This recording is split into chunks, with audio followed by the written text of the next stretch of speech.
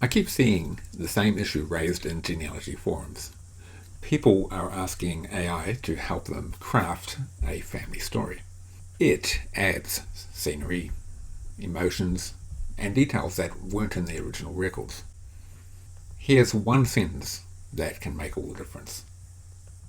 On the screen behind me, you'll see a set of messy notes that we're going to use to demonstrate what that one sentence does in terms of the output that the AI can generate. Right, what we see on the screen is two tabs, both using ChatGPT, the free version, both with the same set of research notes. The one on the left has the original set of instructions about writing a family story. The one on the right has one extra sentence. We're going to run this side by side and have a look at the results. I've got my magic marker here that allows me to highlight on the screen what I'm looking at.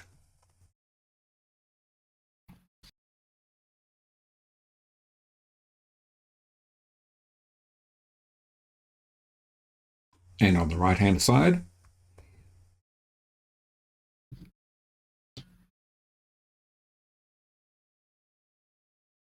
just an initial look at the left hand side versus the right hand side. I'm going to highlight some of the obvious differences that I see, at least. First one up here.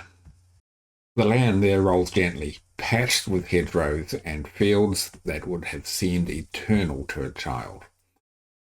But history would not allow them to remain so. Very flamboyant.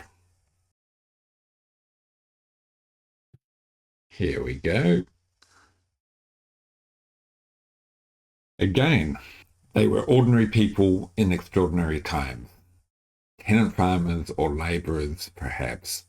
Again, we're inventing detail here.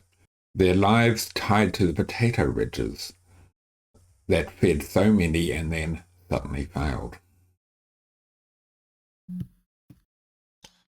Again,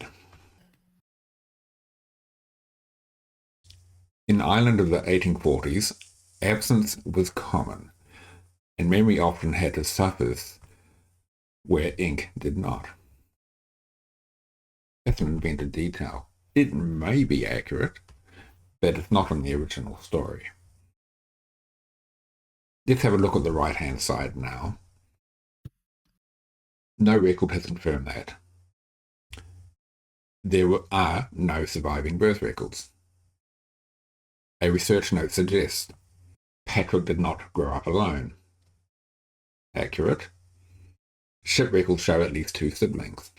I'm curious to see what else is down there. We'll just have a quick look on the left-hand side again, a little bit further.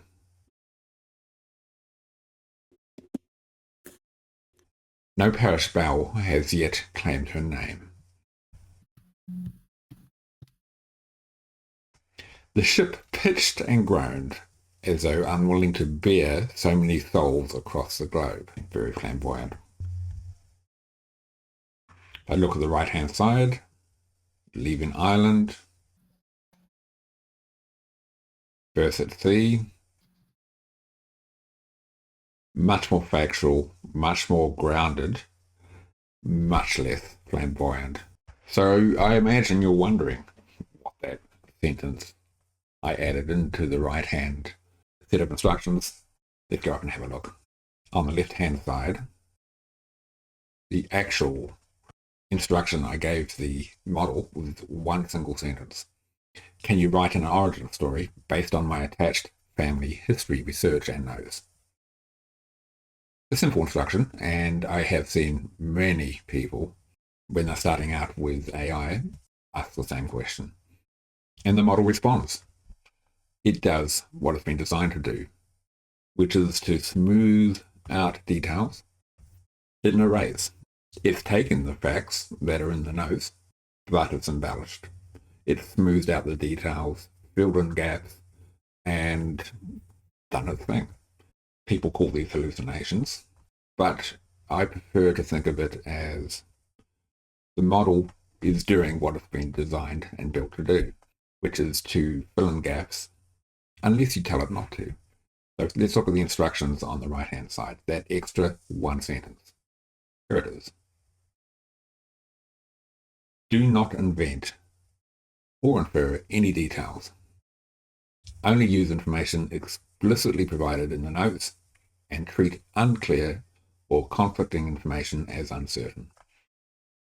When you give instructions, particularly around family history and genealogy, one needs to be precise about the type of output that you want the model to provide.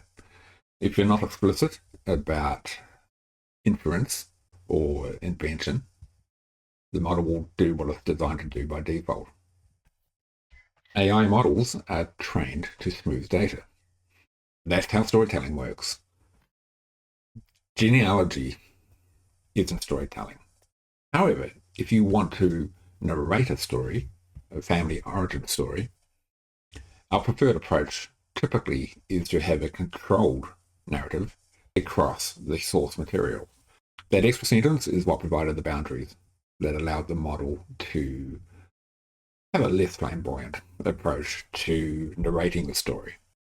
So every time I ask AI to write a story of this nature around genealogy, family history, notes, and research information, always very precise about hitting those boundaries. It doesn't have to be exactly this sentence, but instructions of this nature allow you to control the narrative arc and the type of storytelling that is output from the model. And in the next video, I'll show you how to extract structured information from this same set of very messy notes. See you out there.